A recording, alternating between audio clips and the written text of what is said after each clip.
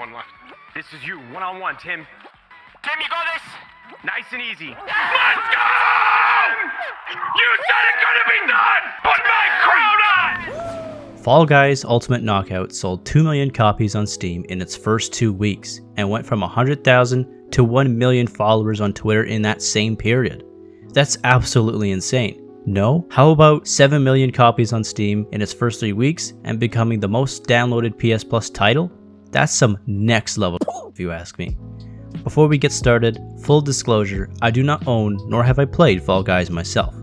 I frequently use Twitter, yes, in 2020, so I'm seeing all this excitement. Wait, don't click off the video. I know, imagine making a video about a game I haven't genuinely played. What am I, a game journalist? But this isn't some gameplay review video where I give it 7.8 out of 10 because of too much slime climb. Let me explain why I'm actually making this video. I've known about this game's existence since its E3 debut prior to the game's official release. Fall Guys from Mediatonic. It's a crazy online multiplayer thing, it says. When the trailer was first shoved in my face, I immediately thought it was a Battle Pass Cash Grab Simulator 3000, but more importantly, I thought it'd be just another weird indie title based on its cutesy, family-friendly appeal. Okay, Fall Guys looks sick. It's gonna pull in loads. I'm gonna be Boy, did I truly underestimate this new take on the Battle Royale genre. That's considered a genre, right? I'll take it. It was only just before Fall Guys launched that I was proven so very wrong. Before I knew it, every active user on Twitch and YouTube was trying to get access to this game's closed beta. Exponentially, communities I was part of, along with my friends on the internet, were enveloped by this game's charm. Even my friend group was seduced, but thankfully, not financially. We're waiting for a sale, at least that's what we're telling each other. This became personal. I dismissed them once, and now they're literally in every place I look. You Fall Guys. But let's be honest with ourselves here. At some point in our lives, we each have bought into something we don't really know about. It was completely outside our preferred interests, and for something like that, price wasn't an issue. For some, it was this exciting new game's Fall Guys Ultimate Knockout. So why were we convinced to buy into it? Like many things in life, we get convinced to try something outside our comfort zone, which is a good thing, by the way, because that's how we discover what we like and what rots away in our game library. Shout out to our neglected game purchases. Just as an example, your friend group gets into a new trend. I don't know, TikTok? God help you guys. You're gonna feel compelled to join them because naturally, who wants to feel left out? Sorry about the TikTok joke. Taking jabs at TikTok? Without TikTok, I wouldn't have Charlie. You know what? Hang on. Just gonna fix a little mistake here. Gonna head over to, later, nerd. Alright, we're back. With global phenomenons like Fall Guys, this trending force happens on a much larger scale. To keep it simple, you got socially influenced into liking something, and so did a lot of other people. In harsher terms, you got baited into something because other people are talking about it, but essentially, you got baited. Yikes. However, not just anything explodes into popularity just like that, and many companies try to emulate that success for their own games. I can guarantee not even the people behind Fall Guys expected to grow this popular, at least not this quickly. So what led them to absolutely owning the internet with the success? Was that too much of an intro? Okay, let's actually get into the elements that made Fall Guys successful. I became really interested in knowing how Fall Guys exploded into popularity, enough so that I've made this video to provide you insight into the game's publisher, Devolver Digital, and its marketing nature, and the raw impact of influencers on platforms like YouTube and Twitch, and how social media basically adopted and fell in love with this wholesome party-like game. Alright, let's talk about it. Last blip before the facts, if you have any questions or any additional insights you think I missed, you can track me down on Twitch, link in the description. I'll probably be playing a game while chat roasts me, so an honest comment or question you like here and there would be a godsend. Back to the video, we've got a rather interesting video game publisher to discuss. In comes Devolver Digital. the company infamously known for doing some of the most unique and cheeky marketing strategies in the video game industry. If you've ever watched their E3 game show presentations, you know these guys are something else. This year, they indirectly roasted a few retailers for leaking titles and release dates, Walmart, and made a bootleg parody of Nintendo Direct while presenting their own games. Their presentations themselves have actual story plots that have been continuing since like E3 2018. She's straight busted. Who loves? Listen, if we can't get her mind right for this press conference, why not we do this press conference in her mind? This is insane. I love it. E3 is here, we're out of time. Initiate Devolver Direct protocol. We're hot!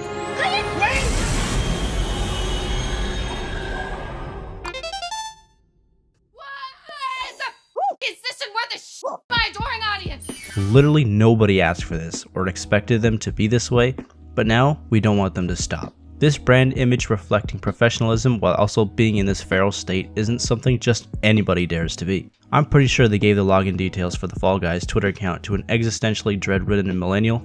I love it. So everyone affiliated with Devolver may just be genuinely insane, but even if you don't like their games, they are still quite appealing with their marketing approach. Here's a question. How would you guys summarize the video game publisher in 3 words or less? I asked a friend for his take and he said, will publish weird, which is true to the point. My personal but vague take is, there's something else. Next up is the common marketing strategy that everyone with a new game is kind of doing right now. Make someone big stream it on Twitch. The Amazon-owned streaming platform, Twitch.tv, is home to the bulkhead of live streamers and has become a more mainstream method of entertainment in recent years. I'll let the facts do the talking. In February 2020 alone, there have been 6 million unique broadcasters, and in June 2020, Twitch has reached a peak concurrent viewership of 6 million as well. In the span of April through July 2020, average active channels reached 7.2 million, average viewership reached 2.3 million, and total viewing hours hit 1.6 billion on average. Average viewing time per person is 1.5 hours. The definition of streamer and channel is considered the same in this context. I'm unsure if they mean active users instead of unique streamers going live, just to clarify. Oh, that was quite the information drop, but from this we can agree that Twitch is a strong option for game marketing. I mean, an average of over 2 million concurrent viewers? That's not even considering the total number of people who've accessed the website altogether. So how did Fall Guys mass market themselves on Twitch? The answer is beta weekends. The actual developers of Fall Guys, Mediatonic, held their first beta weekend near the end of July 2020 and had an average turnout of 200k viewers on Twitch according to this screenshot. Those are some pretty big numbers, even though it was free to try. However, enough people were willing to watch, desire to play, enough so that Mediatonic pushed for another demo weekend shortly after, providing an extremely interested audience another chance to sell themselves on your game before launch. That's a pretty smart move. This new modern marketing strategy of sponsoring celebrities and streamers to play your game on stream is actually highly influential.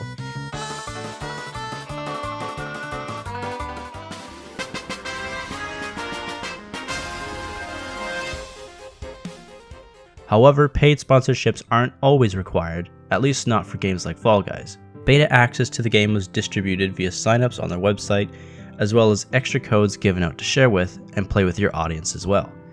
This limited access, limited time strategy encourages people to act now, as it won't be available later. Several games have marketed beta access specifically through Twitch by enabling a drop system and forcing people to create and connect respective accounts to be able to qualify for the random drops. Valorant did this, Hyperscape did this. Viewers had to watch live gameplay, providing an opportunity to sell themselves in the game while they waited for a code. Fall Guys was marketed pretty intelligently as it avoided all the sign-up business for the majority, as people simply had to wait for more codes to be released through the creators they follow or via the game's official social platforms. You could also argue it wasn't intended to be marketed that hugely anyway, but now, here we are with Fall Guys dominating Twitch. If you use this website often, you know it's a healthy mix of information and pure unfiltered chaos. Guess who's taking advantage of that? The Fall Guys Twitter. It's a chaotic social platform that doubles as a great media distributor. It's incredibly effective in sharing updates, announcements, and what you should have left in the drafts last night. Let me just It's a great way to keep tabs on your favorite people and organizations.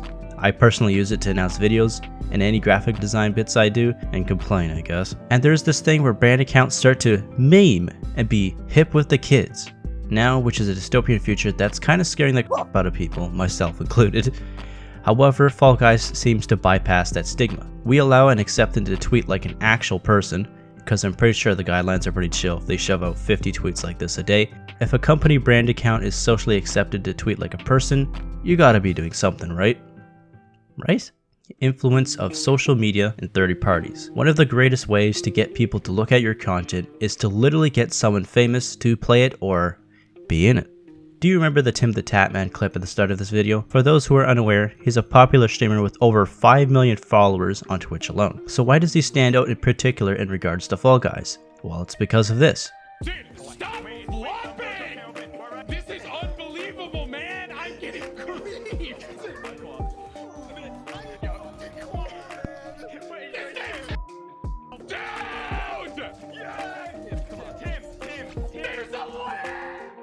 Tim was struggling to get his first victory in Fall Guys, saying he was getting stream sniped and inside jobbed out of his own victory. This quickly became a running joke and everyone thought he was never going to win. So he sat down and started playing the game for hours on stream until eventually he actually got his big dub. Alright, but what's so interesting about that? The guy won. Big deal. Let me tell you why it was a big deal. Clips of him getting robbed of victory and him getting quite upset over it started going around the internet, garnering lots of impressions. It became known that he was still grinding for his victory, and other influencers started talking about it. You said it couldn't be done! There's the king! Well. Finally happened, Tim.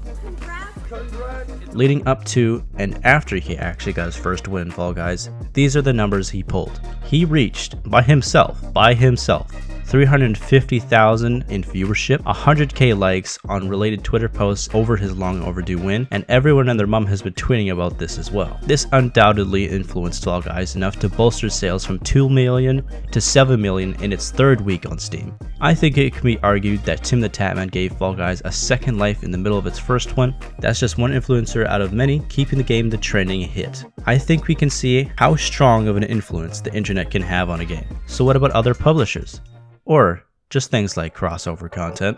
Does anybody remember Smite? Everyone does now because of the last Airbender content they released for it. Thanks to their explosive success on Steam, Fall Guys became a prime opportunity to collaborate with other popular Steam games like Team Fortress 2. Yo, what's up? They even featured Half-Life's Gordon Freeman as a pre-order bonus to increase initial sales. There's been a Portal 2 skin from the respective game's co-op mode, and from a different Devolver published game, an Enter the Gungeon skin came into existence. That's pretty whack, not gonna lie. Here's a full list of the skins that have been released up to this point.